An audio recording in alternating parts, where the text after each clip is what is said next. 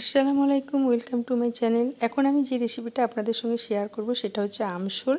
আর গরম পড়ে গেছে, এখানে আম এবং শোল মাছ দুটোই হচ্ছে মার্কেটে প্রচুর অ্যাভেলেবেল। তা আমি এখানে একটাই আম নিয়েছি, আমটাকে ভালো করে ধুয়ে নিয়েছি। আর একটা বড় শোল মাছ নিয়েছি, শোল মাছটাকেও আমি ভালো করে ধুয়ে পানি ঝরিয়ে রেখে দিয়েছি। এবার আমি এখানে অল্প অল্প করে মশলা দিয়ে দেবো। আর এখানে বেশি মশলা আমি কিন্তু দেবো না। তা এখানে আমি একটু আদার পাউডার দিয়ে দেবো, অর্থাৎ জিঞ্জার পাউডার, আর একটু ধনিয়া গুঁড়ো, লঙ্কা গুঁড়ো, আর একটু হলুদ গুঁড়ো, আর অল্প করে একদম নুন দিয়ে দেবো। তো এই 4 রকমের মশলাটাই আমি দিচ্ছি একদম অল্প অল্প করে, অর্থাৎ হাফ টিস্পুন করে। তা নুনটা আপনাদের স্বাদ মতো দিয়ে দেবেন। আর দিয়ে দিলাম একটু লঙ্কা গুঁড়ো, ধনিয়া গুঁড়ো, আর সেই সঙ্গে দিয়ে দিচ্ছি একটু হলুদ গুঁড়ো, সব হাফ টিস্পুন করে দিচ্ছি। আর সেই সঙ্গে দিয়ে দিচ্ছি একটু জিঞ্জার পাউডার। এইবার সবগুলো আমি ভালো করে মাছের সঙ্গে মাখিয়ে নেব। মাখিয়ে নিয়ে এবার আমি এটাকে ভাজা করে নেব। তাই এইভাবে কিন্তু ভালো করে মাখিয়ে নিতে হবে। আর প্রত্যেকটা পিসে কিন্তু ভালো করে মশলাটা মাখিয়ে নিতে হবে, এবং অল্পই মশলা কিন্তু ভালো করে মাখিয়ে নিতে হবে।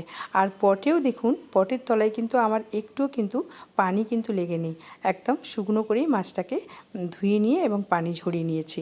তো এইবারে আমি মাছগুলোকে, মশলা মাখানো হয়ে গেছে, এবার আমি মাছগুলোকে ভাজা করে নেব। আর ভাজা করার জন্য আমি গ্যাসটা অন করে আমি একটা ননস্টিক কড়া বসিয়ে দিয়েছি। এতে আমি ফরচুনের মাস্টার অয়েল দিচ্ছি। আপনারা চাইলে যে কোনো অয়েল কিন্তু দিতে পারেন, তবে মাস্টার অয়েল দিলে কিন্তু আমশোলটা বেশি ভালো হয়। তা তেলটা আমি কড়ার গায়ে একটু লাগিয়ে দেবো, এবং তেলটা যখন বেশি গরম হয়ে যাবে একটু নুন ওপর থেকে ছড়িয়ে দেবো, সেটা না দিলেও হবে। তা তেলটা যাতে না মাছটা কড়ার গায়ে লেগে যায়, সেই জন্য তেলটাকে আমি ভালো করে আমি গরম করে দিলাম, এবং হাই ফ্লেমেই কিন্তু আমি মাছগুলো ভাজা করব। একদম নরম করে ভাজা করব, অর্থাৎ একদম হালকা ভাজা করব। তা মাছগুলো এবারে আমি এর মধ্যে দিয়ে দেবো। তার আগে আমি একটু তেলের মধ্যে নুন দিয়ে দিলাম। এবার মাছগুলো আমি কড়ার মধ্যে দিয়ে দেবো।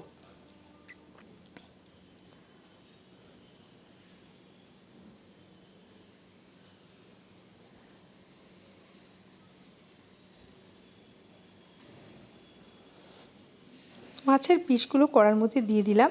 এইবার একটু হালকা করে ভাজা করে নেব। তা বোথ সাইড হালকা করে ভাজা করে নেব। এক সাইডটা হয়ে গেছে, আর এক সাইডটা আমি উল্টে পাল্টে নিচ্ছি।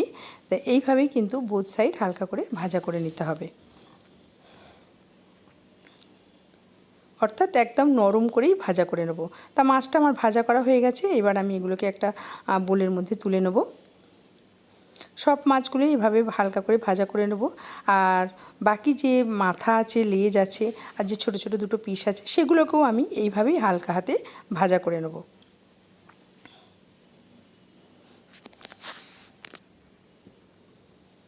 তো সব মাছগুলো এভাবে ভাজা করে নিয়ে আমি গ্যাসের মধ্যে এবার একটা অ্যালুমিনিয়ামের হাঁড়ি বসিয়ে দিলাম।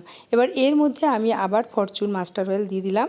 দিয়ে আমি এই তেলটা একটু গরম হয়ে যাবে, তারপর আমি এর মধ্যে একটা তেজপাতা ধুয়ে দেবো। তা তেজপাতাটা যেহেতু ধুয়ে নিয়েছি, সেজন্য একটু পানি রয়ে গেছে, তা সেই জন্য তেলটাও একটু চড়বড়ে হয়ে গেল। তা এতে আমি দুটো শুকনো লঙ্কা দিয়ে দিলাম, আর দিয়ে দিলাম পেঁয়াজ কুচি। এগুলোকে সবগুলো আমি তেলের মধ্যে নেড়ে নেব। একটু নেড়ে নেবার পর এর মধ্যে আমি আলু দিয়ে দেবো। এখানে আলুগুলোকে আমি একটু মোটা মোটা করেই কেটেছি। এবার আপনারা যদি বলেন আমশোল খাবার জন্য আলু দেবেন না, তাহলে কিন্তু দেওয়ার দরকার নেই। আর আমি এখানে আলুগুলো দিয়েছি একটু মোটা মোটা করে। আর যদি আমশোলে আলু দেবেন মনে করেন, তাহলে কিন্তু এইভাবে মোটা করেই কিন্তু দেবেন। আলুটাও আমি এই তেলের সঙ্গে ভালো করে, পেঁয়াজের সঙ্গে ভালো করে নেড়ে নেব, যতক্ষণ পর্যন্ত না পেঁয়াজটা একটু ব্রাউন কালার হয়ে সফট হয়ে যাচ্ছে, আর সেই সঙ্গে সঙ্গে আলুটাও একটু ভাজা হয়ে যাচ্ছে, অর্থাৎ আলুটাও কিন্তু অনেকটা নরম হয়ে যাবে। তো এইভাবে তেলের মধ্যে একটু নেড়ে নিলে কিন্তু আলুর টেস্টটা খুব সুন্দর হয়।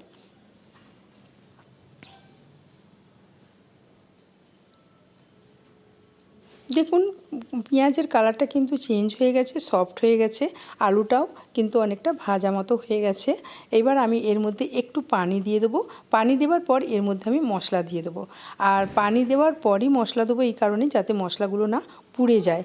সেই জন্য আমি এইভাবে একটু পানি দিয়ে আলুগুলোকে আর একবার একটু নেড়ে নিলাম। নিয়ে এইবার এর মধ্যে আমি মশলাগুলো দিয়ে দেবো। তো তো এখানে আমি মশলাগুলো হাফ টিস্পুনের থেকে একটু বেশি করে দিচ্ছি, আর বেশি কিন্তু মশলা দেওয়া যাবে না। আর দেখুন হাফ টিস্পুনের মতো হলুদ গুঁড়ো দিলাম, হাফ টিস্পুনেরও একটু কম আমি কাশ্মীরি লাল লঙ্কার গুঁড়ো দিলাম, একটু ধনিয়া গুঁড়ো, একটু জিরে গুঁড়ো, আর দিয়ে দেবো একটু স্বাদ মতো নুন দিয়েছি। যেহেতু নুন আমি মাছ ভাজার সময় দিয়েছি, সেই জন্য নুনটা একটু আপনাদের টেস্ট মতোই দিয়ে দেবেন। দিয়ে দেবো একটু গরম মশলা, আর দিয়ে দেবো আদা রসুনের পেস্ট। এইবার এই মশলাগুলোকে আমি ভালো করে আলুর সঙ্গে কষে নেব। তা আমার মনে হচ্ছে আর একটু পানি দিলে ভালো হয়, সেজন্য আর একটু পানি দিয়ে দেবো। দিয়ে আরেকবার ভালো করে মশলাটা কষে ফ্লেমটাকে একদম লো করে দেবো। লো ফ্লেমে চাপা দিয়ে আলুটাকে আমি কষে নেব। তা আমি আরেকটু পানি দিয়ে দিলাম। দিয়ে এইবার আমি ভালো করে পানির সঙ্গে মশলাগুলোকে আর একবার ভালো করে নেড়ে নিলাম। নিয়ে এইবার আমি ফ্লেমটাকে লো করে দিয়ে আমি চাপা দিয়ে দেবো।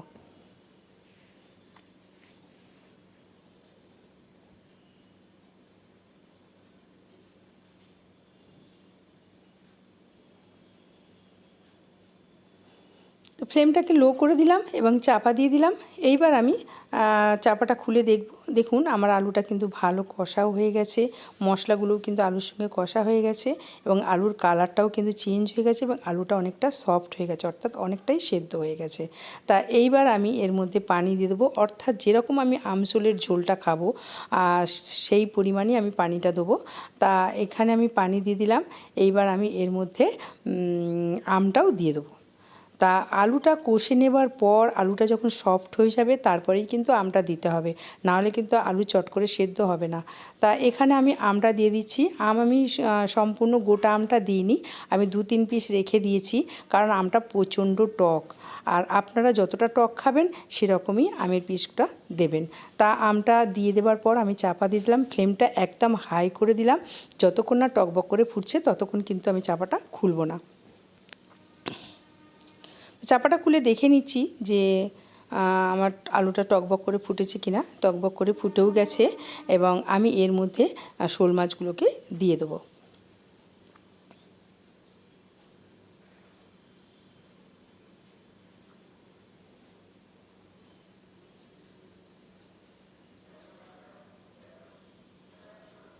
সব মাছটাই আমি দিয়ে দিলাম। এইবার আমি আবার চাপা দিয়ে দেবো, ফ্লেমটা হাই করে দেবো।